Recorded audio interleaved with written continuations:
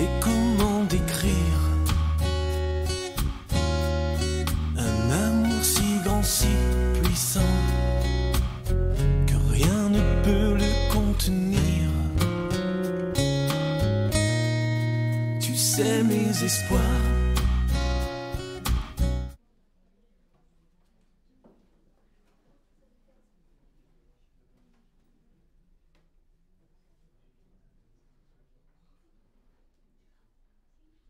Entrons dans sa présence avec joie. Célébrons ensemble le roi des rois. Il règne sur son trône, le grand vainqueur. Acclamons, exaltons notre Seigneur. Je vous invite à vous tenir debout. Nous voici, Seigneur, pour louer ton nom.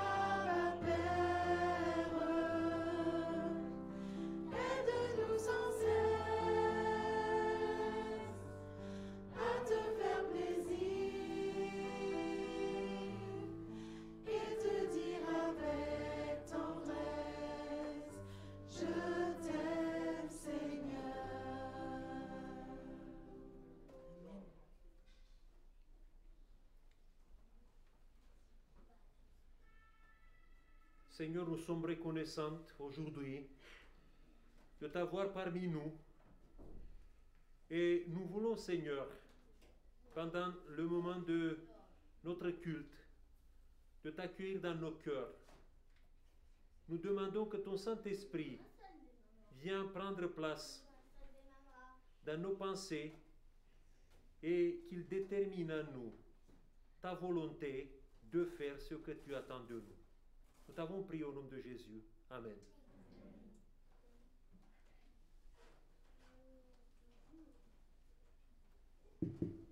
En franchissant les portes de la chapelle ce matin, avez-vous été accueillis par quelqu'un? Oui. Par qui? Par le diaconat. Oui, c'est une réponse. En tout cas, dans la parole, il est dit, car là où 2 ou 3 sont réunis en mon nom, je suis au milieu d'eux. Le Seigneur est présent. Donc s'il est présent, forcément il vous a accueilli. Vous avez dû certainement entendre sa voix dans votre cœur en entrant dans cette chapelle vous dire « Bienvenue mon enfant, tu es dans ma maison ». Que tu te sens à l'aise. En tout cas, je me fais ça porte-voix ce matin pour te dire « Bienvenue ». Sens-toi à l'aise, profite pleinement de cette journée et que tu te sois encore plus proche de ton Dieu. Il te dit une chose, une seule chose. Je t'aime. Bienvenue à chacun. Nous allons poursuivre avec le moment de repentance. Et pour cela, je vous invite à lire avec moi ou suivre la lecture qui sera projetée se trouve dans 2 Pierre 3, le verset 9. Le Seigneur nous dit, il ne tarde pas dans l'accomplissement de sa promesse, comme quelques-uns le croient, mais il use de patience envers nous, ne voulant qu'aucun de nous périsse, mais voulant que tous arrivent à la repentance. Amen. Oui, notre Seigneur est patient. Son désir profond est de nous sauver. Amen. Nous sauver de tout ce qui nous pèse, tout ce qui nous attriste, tout ce qui nous emprisonne, tout ce qui nous éloigne de lui. Dieu est plus grand que tous tes soucis. Aucun péché n'est trop grand pour lui. Tel que tu es en cet instant, viens à lui. Jésus, je viens à toi, tel que je suis, prends-moi.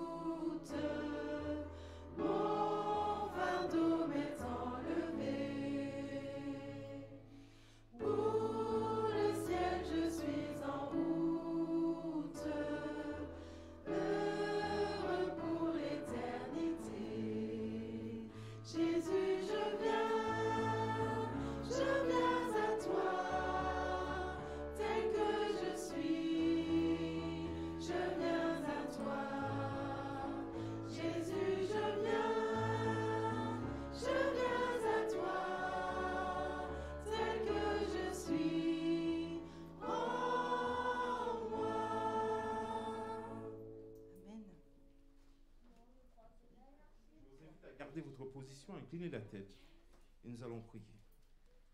Oui, éternel Dieu, nous venons à toi tel que nous sommes en ce matin.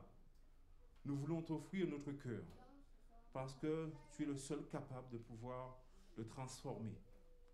Te demandons que tu puisses nous laver de toute imperfection et que ce matin, quand tu nous regardes, tu regardes chacun d'entre nous, que tu puisses voir ton Fils Jésus-Christ à travers nous. Nous te demandons que tu puisses nous accorder ton Esprit Saint ce matin, afin que tous d'un même cœur, que nous puissions te louer, que nous puissions magnifier ton saint nom, et qu'en partant de ce lieu, que nous puissions être encore plus près de toi, que ce moment, ce jour puisse nous rapprocher encore de ton avènement, et que ce sera déjà un avant-goût de ce que nous vivrons avec toi dans l'éternité. Bénis chacun d'entre nous, et que tu puisses continuer à transformer notre cœur, afin que nous puissions te ressembler. Au nom de Jésus-Christ. Amen.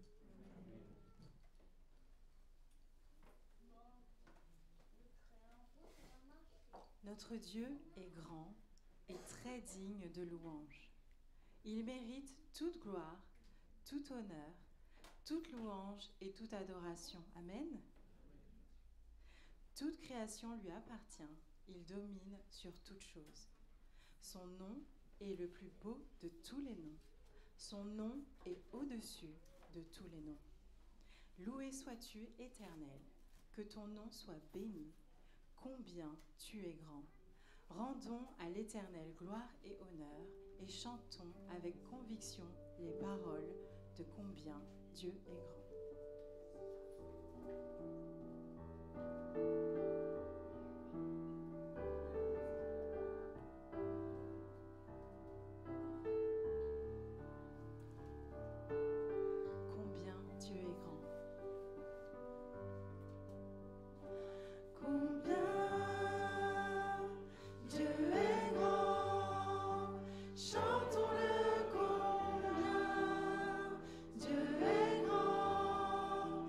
Tous verront combien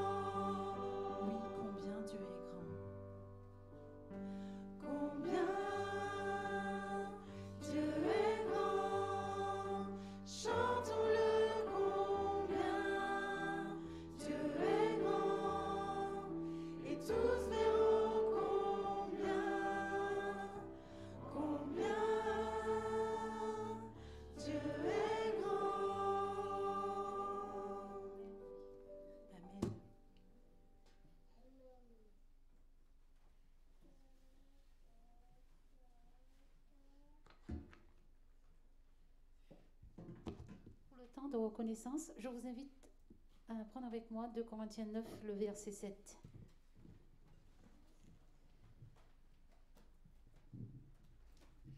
Dieu peut que chacun donne comme il a résolu en son cœur, sans tristesse ni contrainte, car Dieu aime celui qui donne avec joie.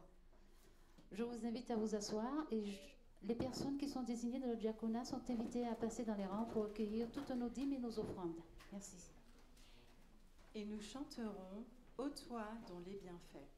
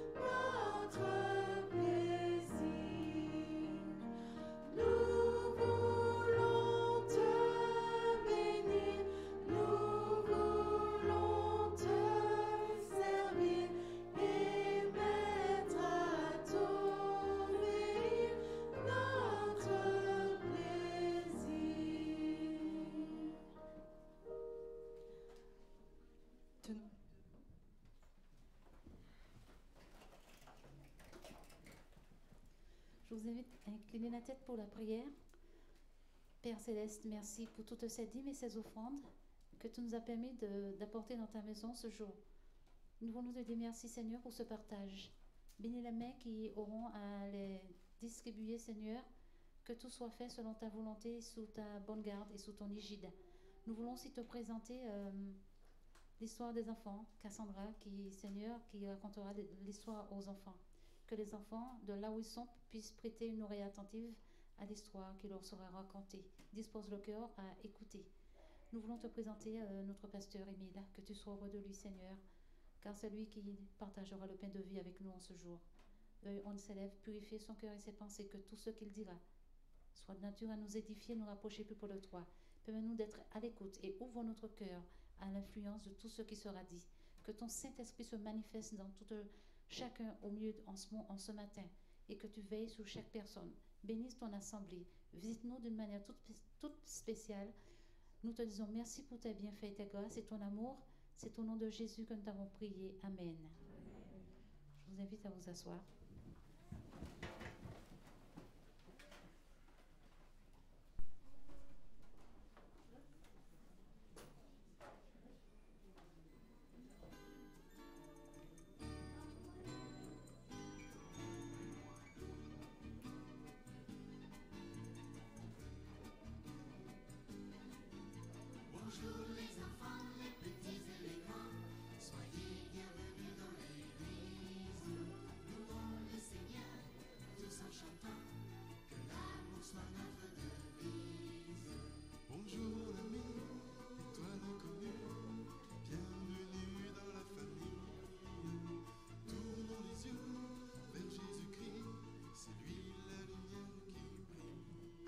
Est-ce que vous allez bien en ce sabbat? Oui? Oui, non, il y en a, ils font des têtes bizarres. Alors, est-ce que vous allez bien en ce sabbat? Dites-moi oui, même si vous avez des masques, essayez de me montrer avec vos yeux que tout va bien. Alors, l'histoire que je vais vous raconter, c'est une histoire vraie en ce sabbat. Alors, est-ce que vous avez déjà fait du bateau? Oui. Oui? Ah. Et est-ce que tu as déjà eu des grosses vagues? Non? Oui? Qu'est-ce que le bateau fait quand il y a des grosses vagues? Est-ce qu'on peut imaginer? Donc, on a notre bateau, il y a une grosse vague, il commence un peu à tanguer. D'accord. Et bien là, c'est l'histoire d'un petit garçon qui a invité en fait un ami, voilà, à passer la journée ensemble. Et il se dit, bah tiens, comme mon papa est pêcheur, aujourd'hui, est-ce que tu veux bien qu'on aille à la pêche avec mon papa? Donc, ces enfants-là, ils ont 13 ans. Oui, c'est ça, 13 ans. Et bon, ben voilà, tout se passe bien, il fait beau, il commence à pêcher, premier poisson, deuxième poisson, troisième poisson, et d'un coup, l'orage. Est-ce que vous savez un peu faire le bruit de l'orage? Oui, ça peut être ça, pas mal. Alors, il y a des éclairs, le bruit de l'éclair. Allez, il n'y a pas de souci. Ouais, voilà, donc on imagine, donc boum, boum, boum, voilà, il fait tout noir d'un coup, le bateau ne fait plus comme ça, hein? Le bateau commence à faire un peu tchouk, tchouk d'un côté, il commence à, voilà, vraiment tanguer. Et là, les enfants commencent à se tenir, donc ils se tiennent, et le petit garçon de 13 ans commence à dire, bon papa, il faut prier. Donc il commence à prier, il ferme les yeux, il prie. Sauf que pendant la prière, le bateau se retourne. Et ils se retrouvent tous les trois à l'eau. Et le papa qui a réussi, entre-temps, à tenir la barque de secours et qui se dit, il faut que je lance la corde, soit à mon fils, soit à cet ami qu'il a invité. Alors, vous pensez que le papa a lancé cette corde à qui?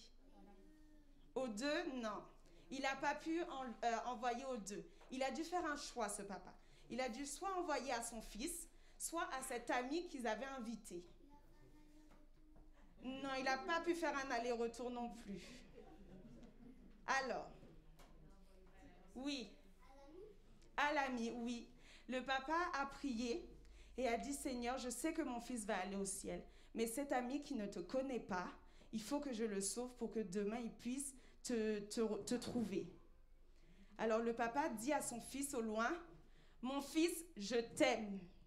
Et il lance le cordage à l'ami. Et le fils qui dit à son papa, comme ça, il fait un petit coucou comme ça à son papa parce qu'il a compris. Il a dit à son papa, voilà, coucou. Et donc il lance le cordage à cet ami et il voit son fils couler. Et vous savez quoi les enfants, maintenant là, et c'est vraiment une histoire vraie, cet ami qui a été sauvé est maintenant pasteur. Il a rencontré Dieu, il s'est baptisé, il est pasteur. Mais vous savez les enfants, avant cette histoire-là, il y a eu une histoire aussi vraie qui nous a permis d'être là en ce matin. C'est quelle histoire? Alors, dites-moi. Il y a eu une histoire vraie avant celle-là qui vous a permis d'être là en ce matin. C'est quelle histoire? Alors, je vous entends, mais il faut me parler à moi. Oui, voilà. Eh bien, c'est ça. C'est vrai que quand on s'aperçoit, Dieu a eu le même sacrifice à faire, mais pour nous en ce matin. Il n'a pas sauvé qu'une personne, mais il a sauvé le monde entier. Eh bien, vous savez les enfants, vous allez aussi avoir des sacrifices à faire dans la vie. Pas aussi grosses des fois que celui que Dieu a fait pour nous ou que ce Père a fait. Mais c'est des sacrifices qui vont peut-être permettre à des millions de personnes, à des milliers de personnes d'avoir foi et de rencontrer notre Seigneur. Parce que vous savez les enfants, comme Dieu dit, il demande même aux adultes de retourner en enfance. C'est parce que vous avez une mission qui est importante, qui est maintenant. C'est d'être des témoins, c'est être, c'est missionnaire pour lui en tant qu'enfant. Et comme lui, et comme nous tous, on doit retourner comme vous. Alors, s'il vous plaît, les enfants, prenez cette mission à cœur. Et même à l'école, que ça soit dehors, soyez des exemples. D'accord? Oui? Regardez-moi, mais dites-moi oui. Merci beaucoup. À ça va prochain? D'accord.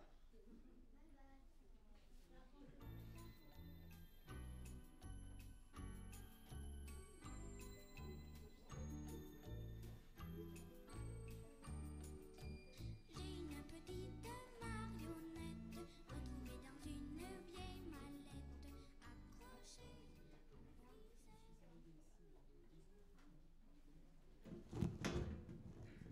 Je vous invite à vous lever pour la lecture de la parole. Jean 21, le verset 1 à 14.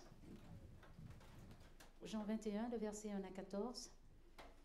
Après cela, Jésus se montra encore aux disciples sur les bords de la mer de Tibériade. Et voici de quelle manière il se montra.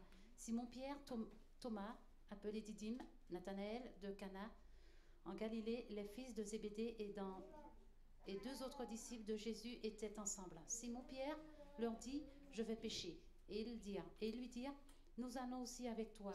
Ils sortirent et montèrent dans une barque. Et cette nuit-là, ils ne prirent rien. Le matin étant venu, Jésus se trouva sur le rivage, mais les disciples ne savaient pas que c'était Jésus. Jésus leur dit, enfants, n'avez-vous rien à manger? Ils lui répondirent non.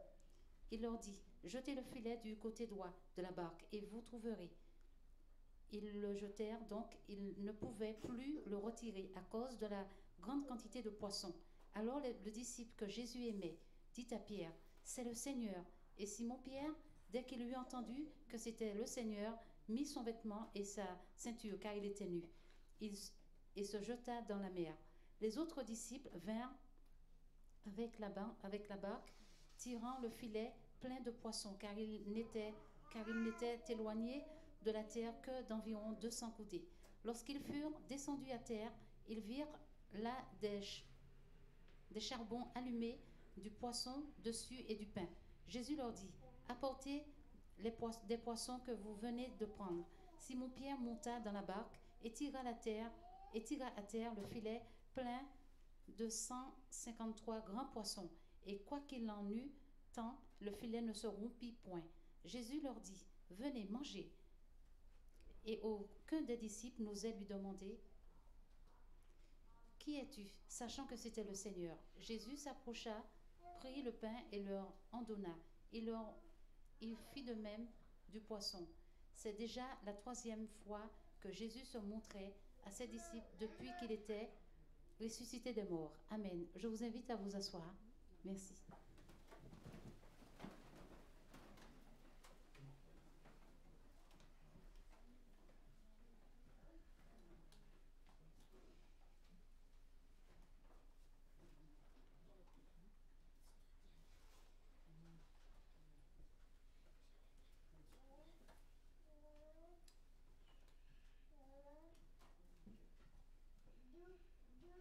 Ça fait chaud au cœur de voir ce matin, on peut dire à midi, cette église bien remplie de jeunes. C'est un bon signe, le signe que l'église de Versailles continue à vivre. Mais en même temps, j'ai quand même une sorte de tristesse, une sorte de nostalgie dans mon cœur. Parce que je sais que la situation n'est pas stable à ce moment. Je sais qu'aujourd'hui nous sommes là, dans l'église, mais vous savez très bien que nous vivons du jour au jour et que ça peut être la dernière rencontre avant une longue pause qui nous sera peut-être imposée pour des raisons sanitaires. Aussi, ça me fait mal de penser au fait que nos projets qu'on faisait toujours au début d'une année ecclésiale, nos projets maintenant sont très très limités. On essaie de mettre en place quelque chose sur Zoom, dans le monde virtuel, mais pour l'instant, il faut se contenter avec 2 heures par semaine de rencontres en présentiel. C'est vrai pour les jeunes, on a des bonnes nouvelles. À partir d'aujourd'hui, ils peuvent se rencontrer chaque samedi après-midi, mais il y a quand même des limites. Parce qu'il y a 2 sections par samedi qui peuvent venir ici, et les jeunes des 2 sections ne doivent pas se croiser. Il faut venir faire leurs activités et partir. On n'a pas la possibilité d'avoir, vous savez, les repas de partage que l'église de Versailles était renommée. À chaque fois quand quelqu'un venait à l'église de Versailles, il y avait un bon programme, mais il y avait aussi toujours un bon repas. Donc il y a des choses comme ça qui sont limitées. Et bon, on a ce type de tristesse qui nous envahit, ce type de morosité qui est autour de nous. Malheureusement, je n'ai pas de réponse à des questions qu'on se pose. Quand ce cauchemar va terminer, va finir? On espère tous que bientôt. Mais quand on voit chaque jour au journal, le soir, que les mauvaises nouvelles s'accumulent, et que rarement il s'agit des bonnes nouvelles qu'on entend, on se disait le printemps, quand on a été confiné, que l'été venu, la situation sera changée. Mais l'été est venu et la situation a empiré. Et maintenant, nous redoutons tous l'automne et surtout l'hiver qui est devant nous. Quand la situation deviendra meilleure? Je n'ai pas de réponse. Quand nous revenons à la situation d'avant, je ne sais pas. Et à plus de ça, je ne sais pas si on reviendra à la situation d'avant un jour. Peut-être ça sera une réalité totalement changée. Et comment notre Église dans ces situations, parce que bon, on est devant des contraintes, devant des problèmes comme ça, comment notre Église survivra? Elle pourra garder quand même le cap, elle pourra garder quand même sa vocation, sa mission. Malheureusement, je n'ai pas de réponse. Mais ce matin, je peux faire quand même un acte de foi, un acte de confiance. Et je peux vous dire, je peux vous rassurer que même si je n'ai pas des preuves, je n'ai pas des arguments logiques ou rationnels, je peux vous dire que l'avenir que Dieu prépare pour nous, en tant qu'individu, mais aussi en tant qu'Église, c'est un avenir plus lumineux. Ça sera quelque chose de plus grand qu'on a vécu jusqu'à maintenant. Et quand je vous dis ça, j'ai là comme référence, comme base pour mon acte de foi, cette histoire que vous venez d'entendre. C'est une histoire qui se passe à peu près à, je ne sais pas, 38, 30, 39 jours après la résurrection de Jésus. Pour vous mettre un peu dans le contexte de l'histoire de Jean, chapitre 21, les versets 1 à 14, je vais vous rappeler quelques éléments que vous connaissez déjà. Vous savez, l'histoire de Jésus avec ses disciples commence autour de l'année 27 de notre ère. Eh bien, à partir de cette année 27, Jésus, avec un groupe de 12 disciples, parfois il y avait 70, il y avait même plus, tous ces gens-là ont rêvé avec les yeux ouverts qu'ils sont en train de vivre peut-être l'événement le plus grand de l'humanité, l'avènement de Messie, parce qu'ils croyaient que Jésus-Christ, Jésus de Nazareth, est le Messie. C'est lui qui va apporter le bonheur, c'est lui qui va apporter le salut à l'humanité. Et ils avaient des arguments. Ils ont vu des miracles impensables. Ils ont entendu des discours d'une sagesse extraordinaire. Aussi, ils ont été des témoins à l'autorité de leur maître qu'il a manifesté devant des pharisiens, des sadduciens, des grands prêtres de l'époque. Rien ne pouvait arrêter Jésus dans la réalisation du rêve que tous les disciples rêvaient. Eh bien, un jour, c'était un vendredi de l'année 31, c'était à la veille de la fête pascale, quand d'un coup le cauchemar commence pour ce groupe de disciples. Jésus est arrêté rapidement pendant la nuit de jeudi vers vendredi. Après, il est torturé. Et les disciples sont témoins de cette torture extraordinaire. Il est crucifié et Jésus ne fait rien. Et finalement, Jésus meurt. Donc, je ne sais pas si vous avez essayé une fois de vous mettre à la place d'un disciple qui a suivi Jésus, qui a vu tout ce que Jésus a fait. Et d'un coup, son monde s'effondre. rien. Tu retournes à quoi? Qu'est-ce que tu feras avec ta vie? Quel sera ton avenir? Parce que tout était lié à ce personnage, à cet homme extraordinaire qui était Jésus. Et le jour de vendredi passe, il y a samedi qui vient, il y a dimanche qui s'éveille. Et pendant le jour de dimanche, les évangiles nous disent qu'une nouvelle commence à se répandre parmi les disciples. Il y a d'abord Marie-Madeleine, une femme qui vient pour dire qu'elle a rencontré Jésus qui était ressuscité. Mais qui peut croire une femme à l'époque? Aucun des disciples n'est prêt pour dire que Marie-Madeleine dit la vérité. Après, il y a deux disciples qui vont au tombeau. Il arrive au tombeau, mais il voit que le tombeau est vide. Mais il ne s'explique pas pourquoi. Et finalement, le soir du dimanche, quand ils sont tous réunis ensemble, il y a deux disciples, peut-être un peu plus éloignés que les 12, qui arrivent, qui frappent à la porte de la salle où ils sont réunis. Et ces deux disciples viennent avec leur visage qui est totalement transformé et ils disent « Jésus est ressuscité ». Et il apporte des preuves.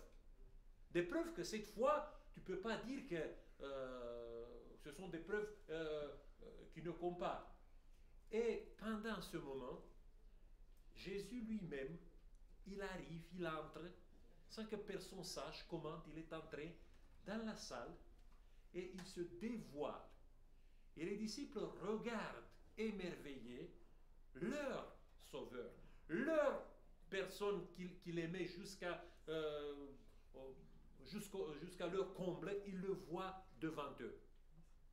Après, 8 jours plus tard, l'évangile de Jean nous dit qu'il y avait un disciple qui manquait à ce rendez-vous. C'est Thomas. Et Thomas, il demande de voir lui-même, de toucher lui-même le corps de Jésus. Et Jésus se montre de nouveau. Et il appelle Thomas en lui disant, voilà, je ne suis pas un fantôme, je suis un être réel, touche-moi. Il y a deux apparitions qui sont en train de créer une confiance, une foi, qui sont en train de reprendre, si vous voulez, l'espoir fou que les disciples ont nourri pendant 3 ans et demi. Mais il y a un long silence qui s'installe. Le temps passe et nous sommes maintenant dans le contexte de cette histoire.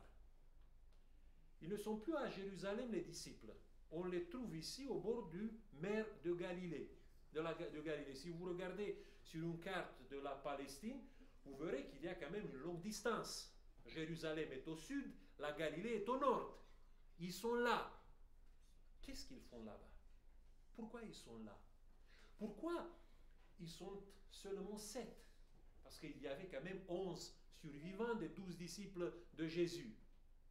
Bon, si vous cherchez dans les évangiles, vous trouvez un texte dans Matthieu chapitre 28, le verset 16, qui dit que les 11 disciples, les survivants, si vous voulez, après la Passion, allèrent en Galilée sur la montagne que Jésus avait désignée.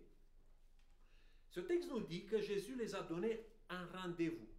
Peut-être lors de sa dernière apparition, quand Thomas il a touché les mains et la côte de Jésus. Donc, je crois qu'à ce moment-là, Jésus les a dit, voilà, je vous donne un rendez-vous, allez en Galilée et on va se revoir là-bas. Et ils sont partis. Mais si vous faites le calcul entre le moment où Jésus s'est montré à Thomas et le moment où ils se sont rencontrés en Galilée, il y a à peu près 30 jours. C'est tout un mois. Bon, même si la distance est appréciable, au bout de 2 jours de marche, tu peux arriver en Galilée, tu peux t'installer sur la montagne et tu peux attendre Jésus qui t'a donné le rendez-vous là-bas. Et le problème est que ce rendez-vous qui a été donné aux disciples, c'est quand même un rendez-vous où il y a seulement le lieu qui est précisé. Mais ni le jour, ni l'heure où Jésus devait venir au rendez-vous. Bon, c'est un peu embêtant ça. Je crois que vous avez attendu parfois en train ou en RER sur les quais Et il y avait l'affichage qui disait que votre train, il est retardé, sans aucune indication. Il y a juste ça. Vous êtes assuré peut-être que le train va arriver, mais vous ne savez ni quand, ni comment le train va arriver. Et je sais qu'à ce moment-là, l'attente est longue. 1 minute, c'est comme une demi-heure. Je me suis trouvé plusieurs fois dans cette situation, et surtout quand tu dois arriver à un certain point, et quand tu as peut-être un rendez-vous pressant, c'est très embêtant d'attendre là-bas et de regarder le tableau d'affichage qui te dit « retardé ». Eh bien, c'est un peu ça que les disciples ont vécu. Les jours passent. Peut-être il y a des semaines qui sont passées. Les disciples sont sur la montagne indiquée par Jésus, mais Jésus n'est pas là. Et la doute s'installe. Ils ont faim. Ils commencent à se dire peut-être les 2 apparitions qu'ils ont vues quand Jésus il est venu. Bon, on n'est pas sûr. Parce que ce Jésus ressuscité n'est pas le même Jésus qu'ils le connaissaient avant. 3 ans et demi, ils ont dormi avec Jésus. Ils ont entendu sa respiration. Ils l'ont suivi partout. Et maintenant, ce Jésus, il vient juste quelques minutes, peut-être quelques heures, il fait son apparition et après il va disparaître. Il n'est pas avec les disciples. Il ne vit comme avant. Ce n'est pas le maître qui l'ont connu. Et pendant la longue attente, il commence à douter. Et voilà qu'est-ce qui se passe. À un moment donné, il y a quelqu'un qui prend l'initiative et il dit « je vais pêcher ». Et il part. Il y a 6 autres qui le suivent. Et si vous regardez les noms de ces personnes qui le suivent, c'est un peu, si vous voulez, le clan de Capernaum. Ce sont les fils de Zébédée, Jean et Jacques, c'est Thomas qui était dans leur cercle, c'est Nathanaël aussi, qui était de Cana de Galilée, qui n'était pas très loin de Capernaum, et peut-être c'était André et Philippe, les 2 autres copains de longue date, qui étaient parmi le groupe des disciples de Jésus. On voit ici déjà une dispersion, une division parmi les disciples. La doute. Maintenant, on se sépare, on n'est plus ensemble. Et si Jésus viendra pendant ce temps-là, qu'est-ce qu'il va se passer? Vous savez, je reviens un peu chez nous. Quel est notre nom? On s'appelle des adventistes. Qu'est-ce que c'est un adventiste? Quelqu'un qui attend le retour du Christ. Est-ce que vous savez quand Jésus viendra? Non. Est-ce que vous êtes sûr que Jésus viendra? Oui. Est-ce que vous êtes sûr que Jésus viendra sur cette terre? Oui, on est sûr de ça.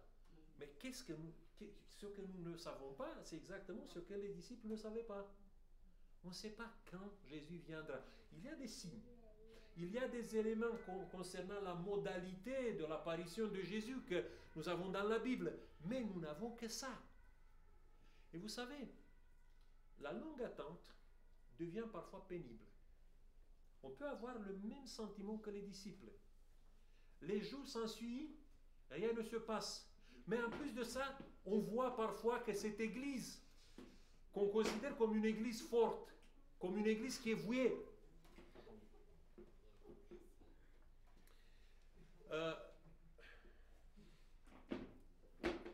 bon, c'est bon. Merci. Ok. Donc, on va...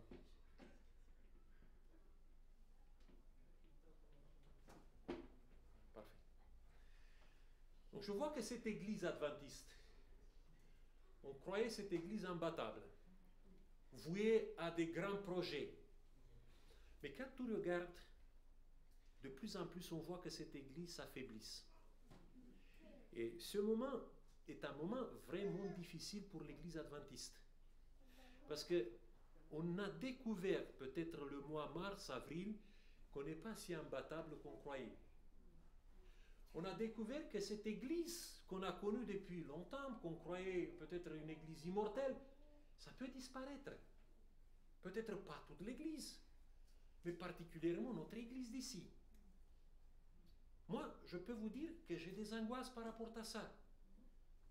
Je me pose la question si ça va durer encore 6 mois, encore 1 année, encore 2 années, dans des circonstances pareilles. Qu'est-ce qu'il va se passer avec notre projet, avec notre mission, avec notre vocation, avec notre attente? Où nous serons? De quoi je dois m'agripper pour avoir un espoir? Pierre, il a fait un choix. Je vais pécher. Et c'est intéressant que dans le texte grec, il est utilisé un verbe, chalievo. Chalievo qui est utilisé seulement ici dans tous les évangiles. Et qui signifie je vais redevenir un pécheur comme avant. Ce n'est pas le simple sport, vous savez, d'aller commencer à pécher comme pour faire passer le temps. Non. Je veux redevenir, je veux aller dans le passé et retrouver ma vocation intérieure. Quand Jésus m'a appelé, j'étais un simple pécheur. Pendant 3 ans et demi, j'ai nourri peut-être mon rêve de devenir un jour le compagnon de Jésus, de Nazareth, de devenir celui qui est proche de Messie. Mais maintenant, c'est terminé, c'est fini. Tous ces rêves, je vais le mettre entre les parenthèses. Moi, je retourne maintenant à mon métier, à mon pragmatisme. C'est en fait ça que Pierre fait quand il propose aux autres, allez, nous allons pécher. Et des fois, nous sommes tentés par ça. Est-ce que vous n'avez pas parfois la tentation de faire une fuite en arrière? D'aller peut-être un mode de vie qui est un peu plus confortable, où on ne se pose pas toutes ces questions, on ne vit pas avec toutes ces angoisses, l'angoisse de l'attente, parce que parfois ça fait mal. Attendre Jésus dans un contexte où tous autour de toi, ils se montrent totalement,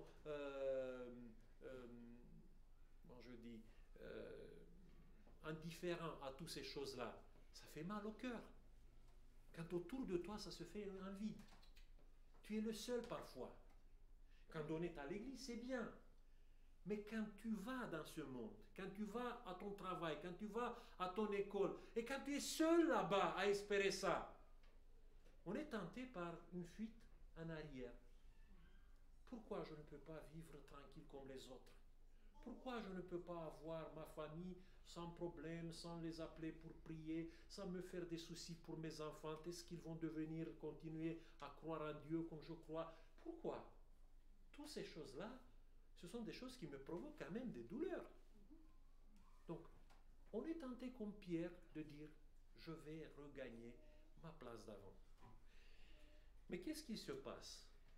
Quand Pierre, il part dans la nuit avec ses compagnons pour pécher, pour redevenir ce qu'il était avant, il y a toute une nuit qui est perdue, qui est plus déprimant que jamais, et l'échec est total. C'est un échec cuisant pendant cette nuit. Et ça, c'est la première leçon que je tire d'ici. Vous savez, une fois que tu as connu Jésus, que tu t'es engagé avec lui, pour lui, le désistement, ou si vous voulez la tentative de retourner en arrière, va subir toujours un échec insupportable. On ne peut pas être autre chose qu'un disciple de Jésus une fois qu'on a connu le vrai Jésus. Une fois qu'on l'a suivi. C'est le seul choix que nous avons dans notre vie, c'est la détermination d'aller de l'avant coûte que coûte. Il y a une seule direction que nous avons, en avant. Il y a toujours un seul regard que nous devons porter, c'est devant nous, pas en arrière, pas derrière. Il n'y a pas de solution derrière nous. Dans notre vie, quand nous sommes dans une impasse de la vie, il faut chercher, il faut regarder vers quelque chose encore plus grand, vers une vocation qui dépasse peut-être la vocation qu'on a eue jusqu'à maintenant. Et cette vocation vient toujours de Jésus, pas de notre passé, pas de notre vie intérieure, pas d'un retour dans une vie où on croyait, où on avait la nostalgie, on a peut-être la nostalgie d'être serein. Parce que la sérénité et la paix n'est pas derrière nous. Pour quelqu'un qui a connu Jésus, la paix est devant nous. Mais suivons un peu l'histoire. Ils sont là, au bout d'une nuit éprouvante. Ils voient l'aube du matin se lever. Et voilà, il y a une apparition au bord de la mer. Il y a un étranger peut-être qui est là. Et quelqu'un qui parle avec eux. Il ne voit pas exactement de qui il s'agit, mais il entend la voix. Et la voix le propose quelque chose d'impensable. Bon, le matin, quand la lumière commence à lever, tu ne peux pas aller à la pêche. C'est pendant la nuit que tu dois faire ça si tu veux vraiment pêcher quelque chose. Et cette voix est une voix amicale, s'adresse avec le mot « les enfants ». Je ne sais pas pourquoi ils ont écouté cette voix. Peut-être la tonalité était chaleureuse. Peut-être il y avait le désespoir grand dans leur cœur qui les a poussés de faire un dernier essai. Ou peut-être c'était le désir de prouver à l'autre qu'il se trompe. Mais ce qui se passe, quand ils ont écouté cette voix, c'est un résultat extraordinaire. C'est un record de la capture. Bon, comme des bons pêcheurs, ils ont compté tous les grands poissons qu'ils ont pris. 153. Vous savez, si vous lisez des commentaires de gens à ce texte, vous voyez, il y a beaucoup de personnes qui font des spéculations. Par exemple, Jérôme, qui a écrit la Vulgate, il disait qu'à l'époque, il y avait les scientifiques. Ils connaissaient 153 espèces de poissons. Et il essaie de parler un peu de la totalité du monde, de la totalité de la prédication de l'évangile. Bon, on sait aujourd'hui que ce n'est pas vrai ça. Mais bon, il y a toutes sortes de spéculations qui peuvent être faites par rapport au chiffre de 153. Mais ce qui est très important, c'est que tout le monde a été émerveillé par cette capture inespérée. Ils ont réussi à faire quelque chose qui est digne d'entrer dans le livre des records. Ils ont pêché une multitude de poissons que le filet il est en train de céder. Et cet événement réveille en eux le souvenir cher d'il y a 3 ans quand ils ont fait une capture semblable. Et le disciple Jean, le disciple qui était aimé par Jésus, il dit, il ne peut pas être que le Maître, que Jésus. Il affirme ça. Et ici, il y a une deuxième leçon pour nous. Vous savez, nous avons toujours dans notre tête l'idée que la réussite est liée à des circonstances de la vie. Et parfois, on essaie de manipuler les événements pour créer les circonstances favorables pour réussir dans un domaine ou dans un autre. Il y a certains peut-être qui croient que la réussite se trouve dans leur intelligence. Mais pour moi, en tant que chrétien, je sais une chose, que le succès et la réussite ont un seul facteur, et le facteur est Jésus. Et c'est ça que les disciples ont appris encore une fois, peut-être pour la dernière fois, avant de se lancer dans leur mission, ils ont appris que le facteur de succès tient toujours à Jésus. Si je tiens entre mes bras mes enfants, c'est grâce à Jésus. Si j'ai de la nourriture, c'est grâce à Jésus. Toutes les bénédictions, tous les éléments qui constituent mon bonheur dans ma vie est lié à Jésus. Il ne faut jamais oublier ça. Le succès, la réussite pour un chrétien, ça tient à ce facteur Jésus. Et pour une dernière fois, retournons à ce tableau. Et on voit un geste de Pierre. De nouveau, un geste excessif de Pierre. Il est parti à la pêche. Maintenant, il se rhabille. Pourquoi il s'est rhabillé pour sauter dans l'eau? Il saute dans l'eau. Bon, c'est un peu impensable. Je ne sais pas, quand vous allez à la piscine, vous vous déshabillez avant de sauter dans l'eau. Mais Pierre, il fait exactement l'inverse. Je ne sais pas, il a perdu sa tête ou peut-être il voulait montrer une sorte de respect pour Jésus. On n'a pas des explications. Sauf qu'il saute dans l'eau, il commence à nager pour arriver à Jésus. Et quand il arrive, il commence à sentir. Et il sent le poisson. Il y a le poisson qui est en train maintenant d'être préparé par Jésus. Mais il sent quelque chose, l'odeur du feu. Et c'est très, très, très intéressant que le texte nous dit que c'était le feu de charbon. En grec est utilisé le mot anthrakia. Et si vous avez la curiosité de chercher dans une concordance ce mot anthrakia, d'où vient le mot anthracite, vous trouverez dans un seul lieu de la Bible, en dehors de ce passage, le mot anthrakia. Vous savez où? Quand Pierre, il a suivi Jésus le soir, quand Jésus a été arrêté, il est entré dans la cour du grand prêtre. Et là, il y avait un feu aussi. Et c'est intéressant que c'est le même mot. C'est un feu d'anthrakia, anthracite. C'est un feu de charbon qui était dans la cour du grand prêtre. Et autour de ce feu, qu'est-ce qu'il a fait Pierre? Il a renié Jésus 3 fois. Et je crois que cette odeur, ça lui est resté dans les narines. C'est l'odeur de sa trahison. C'est l'odeur du moment où il a renié Jésus. C'est l'odeur de son échec. Et maintenant, voilà cette odeur l'accueille quand il arrive au bord de la mer. Et qu'est-ce qui se passe cette fois autour du même feu d'anthracite? Il y a le moment où Jésus, si vous suivez l'histoire, Jésus le réhabilite, lui redonne la mission, lui redonne la position de celui qui doit maintenant mener la mission que Jésus lui avait donnée avant. Voilà comment Jésus peut transformer ce qui est peut-être monstrueux dans la vie de Pierre, ce qui est un événement terrible, il est transformé dans un moment de triomphe. C'est ça la troisième leçon que je tire d'ici. Il y a une alchimie divine que Dieu réalise dans nos vies.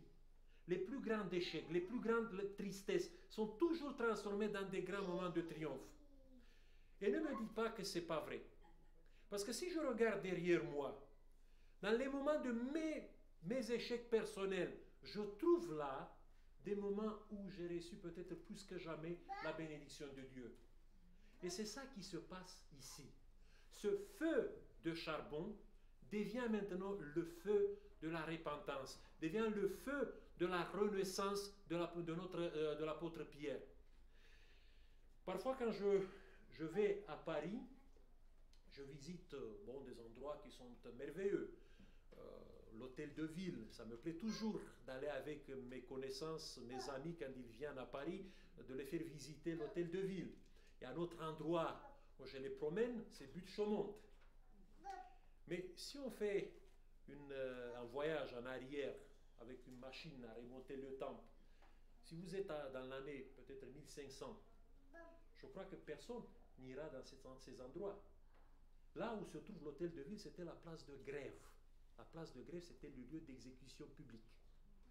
Il y a des pendaisons là-bas qui se font tous les jours.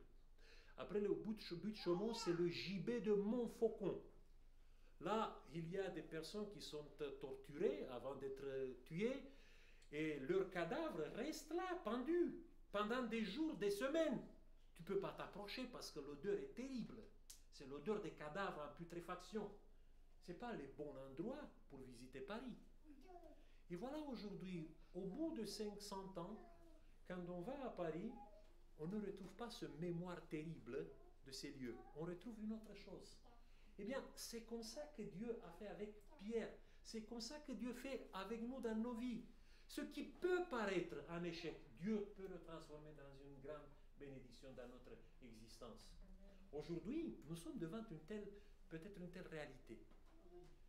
Cette réalité, voilà, un virus qui nous crée des problèmes, qui perturbe notre activité, qui perturbe nos projets.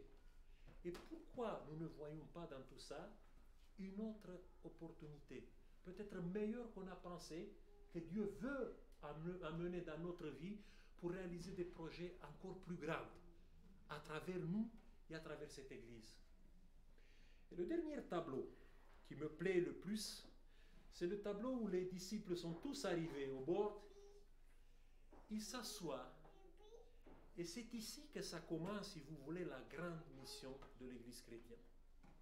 C'est autour de ce dîner où Jésus sert les autres avec du poisson, avec du pain, et c'est autour de ce petit geste qui se fait là-bas que la mission de l'Église commence.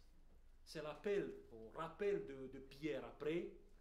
Et après, les disciples sont partis sans douter de Jésus. C'est le moment où l'histoire de l'Église chrétienne commence avec un petit geste. C'est de ça qu'on a besoin de multiplier dans nos vies aujourd'hui. Des petits gestes. La semaine dernière, j'ai entendu une histoire intéressante d'un Afghan, un jeune Afghan, Safi Mohamed, qui est parti il y a quelques années de son pays pour arriver en Europe. Et vous savez, pour quelqu'un qui part de l'Afghanistan d'aujourd'hui avec tous les pièges, les talibans, les guerres, toutes ces choses-là, ce n'est pas chose simple de traverser un pays comme l'Iran, d'arriver en Turquie, de traverser la Turquie, d'entrer en Bulgarie, d'être remis de nouveau en Turquie et de passer des semaines et des semaines dans ce voyage terrible qui lui donne à un moment donné le sentiment que ça ne sert à rien. De toute façon, il n'arrivera jamais au bout de son voyage. Et il raconte qu'à un moment donné, il y a un événement qui lui a donné la force d'aller de l'avant. Il est arrivé en Serbie, à Belgrade, et là il s'est retrouvé dans un commissariat de police. Et dans ce commissariat de police, quand il attendait d'être interrogé, il y avait une dame, une fonctionnaire de police, qui lui a souri et qui l'a invité d'aller pour prendre une douche. Il est allé, il a pris le douche et quand il est retourné, la fonctionnaire de police l'a servi avec un café chaud.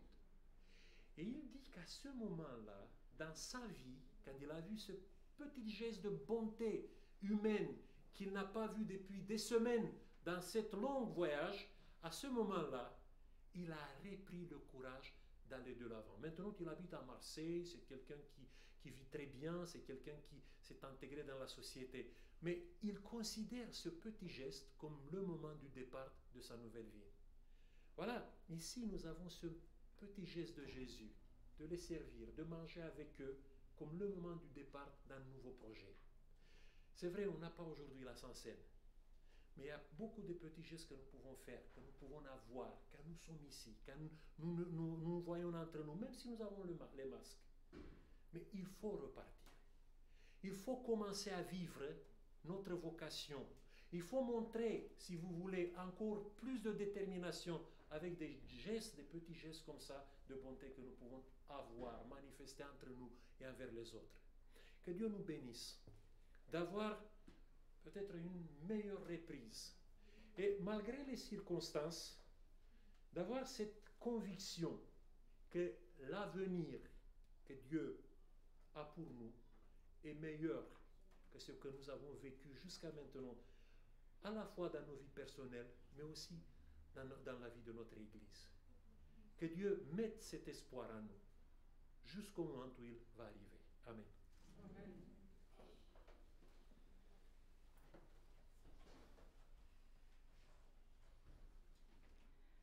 Je m'approche de toi, source de vie, mon Sauveur, bénis-moi. Tenons-nous debout pour chanter les paroles de ce cantique.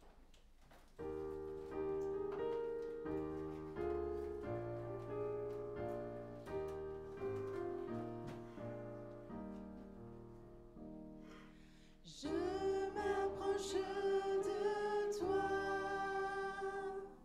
je m'approche de toi, source de vie, source de vie, mon Sauveur béni.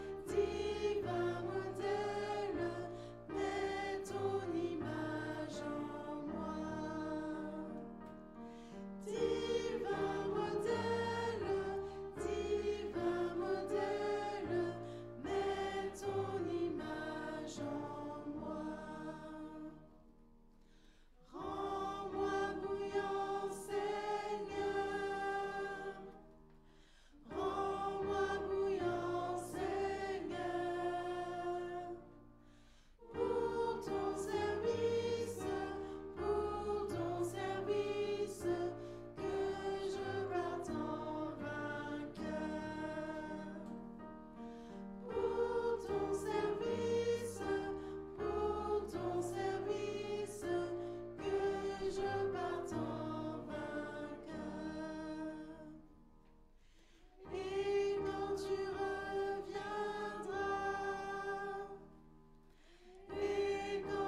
reviendras,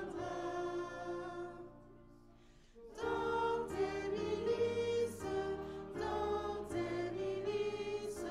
tu me retrouveras. Dans tes milices, tu me retrouveras.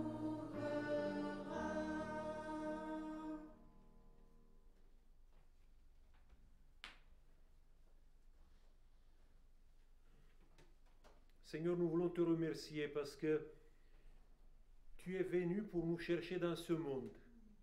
Après, Seigneur, tu nous as confié l'évangile éternel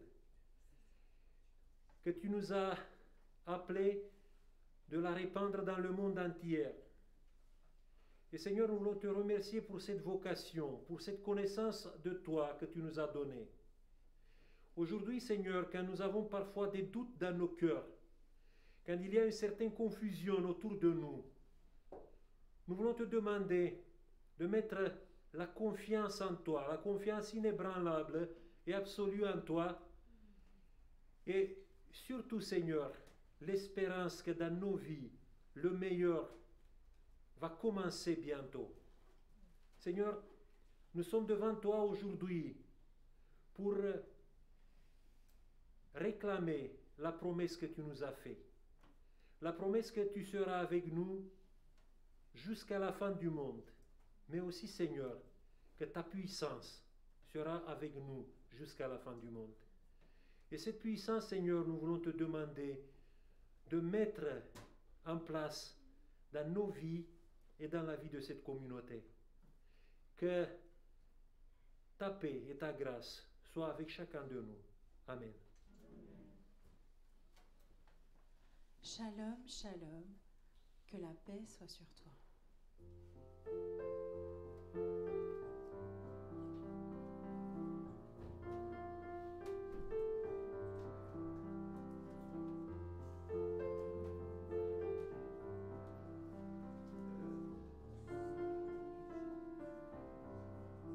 Ensemble. Shalom, shalom, que la paix soit sur toi. Shalom, shalom, et l'amour sous ton toit. Que le pain quotidien, le travail de tes mains, aujourd'hui et demain, sois béni du Seigneur. Shalom, shalom, que la paix soit sur toi. Shalom, shalom, et l'amour sous ton toit. Que le pain quotidien, le travail de tes mains, aujourd'hui et demain, sois béni du Seigneur. Sois béni du Seigneur.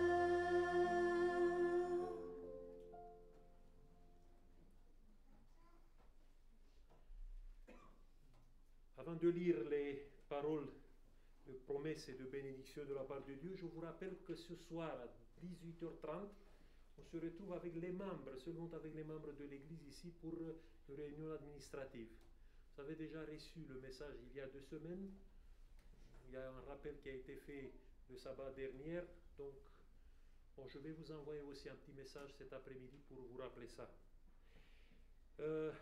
Bon, les paroles de promesse et de bénédiction, bon, je le prends de l'évangile de Matthieu. Ce sont les dernières paroles que Jésus a prononcées, apparemment. En disant aux disciples, tout pouvoir m'a été donné dans le ciel et sur la terre. Allez, faites de toutes les nations des disciples. Et voici, je suis avec vous tous les jours, jusqu'à la fin du monde. Que Dieu nous bénisse. Amen. Alors que le diaconat va organiser votre sortie, nous reprendrons combien Dieu est grand.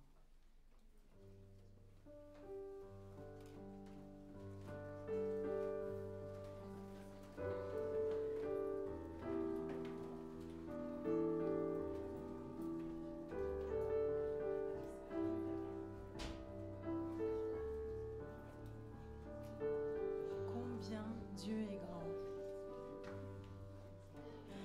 Combien Dieu est grand, chantons-le combien Dieu est grand, et tous verront combien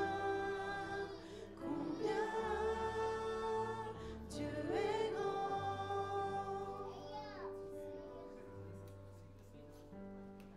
Le roi dans sa beauté,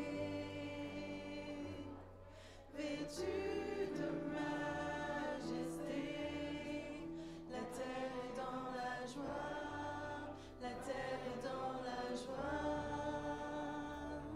Sa gloire resplendit, l'obscurité s'enfuit, osons de savoir, osons de savoir combien Dieu est grand, chantons-le combien Dieu est grand, et tous verront combien Dieu est grand.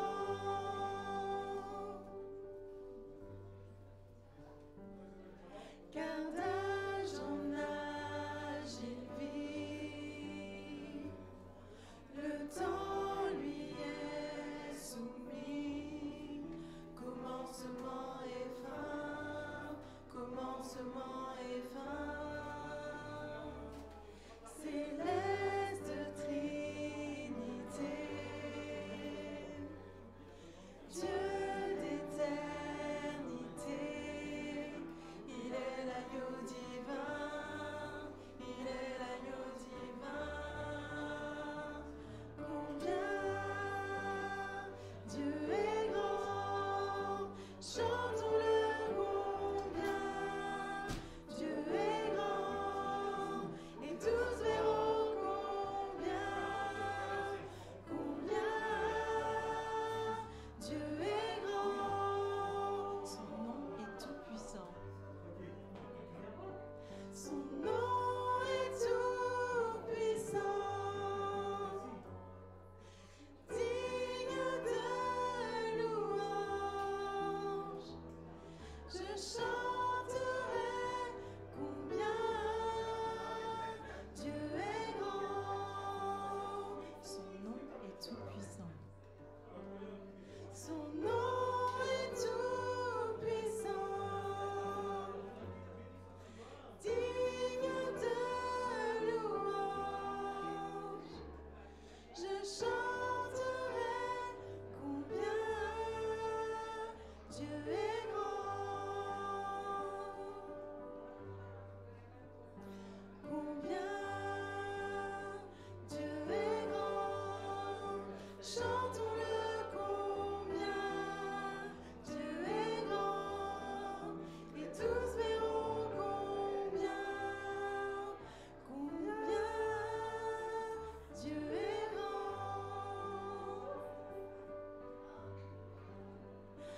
Combien Dieu est grand, chantons-le combien Dieu est grand, et tous verront combien Dieu est grand. Hallelujah, come on, somebody give him the highest praise.